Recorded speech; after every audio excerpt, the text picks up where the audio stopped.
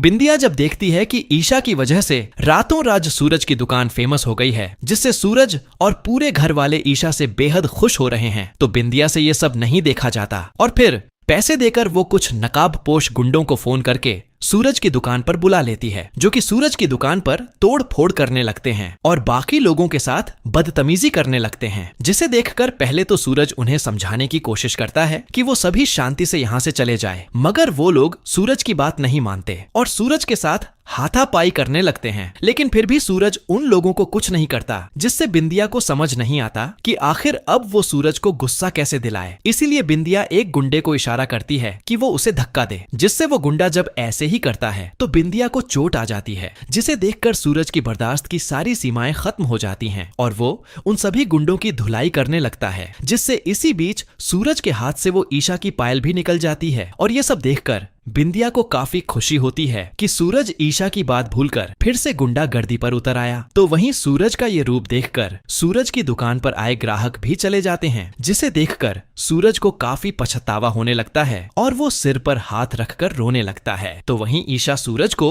जब इस बात की बधाई देने के लिए उसकी दुकान पर पहुंचती है कि सोशल मीडिया पर वो फेमस हो गया, तो वहां का नजारा देखकर ईशा के पैरों तले जमीन खिसक जाती है और उसे समझ नहीं आता कि आखिर ये सब कैसे हो गया। इसलिए जब ईशा सूरज से इस बारे में पूछती है तो सूरज कहता है कि उसके गुस्से की वजह से सब बर्बाद हो गया और ईशा की मेहनत मिट्टी में मिल गई, जिससे ईशा सूरज को संभालती है और बिंदिया से पूछती है कि क्या हुआ था, जिस पर बिंदिया भोली बनने का नाटक करते हुए ईशा को बताती है कि कुछ गुंडे आए और सूरज की दुकान में तोड़ फोड़ करने लगे, इसलिए सूरज भी खुद को नहीं रोक पाया और उनके साथ झगड़ा करने लगा, जिसे सुनकर ईशा को एक बड़ा झटका लगता है और वो सूरज से कहती है कि कोई बात नहीं, इसमें सूरज की कोई गलती नहीं थी, इसलिए वो कल फिर से अपनी दुकान शुरू करेंगे। जिस पर सूरज कहता है कि अब उनकी दुकान पर कोई नहीं आएगा, क्योंकि सूरज की वजह से सब उसे गलत समझने लगे हैं। जिस पर ईशा सूरज से कहती है कि सबने देखा था कि सूरज की कोई गलती नहीं थी, इसलिए घबराने की कोई बात नहीं। जिसके बाद ईशा सूरज को घर लाती है और ये सब पता चलने के बाद घर वालों के होश उड़ जाते हैं और किसी को समझ नहीं आता कि आखिर ये हरकत किसकी थी। मगर अब जल्द ही ईशा के सामने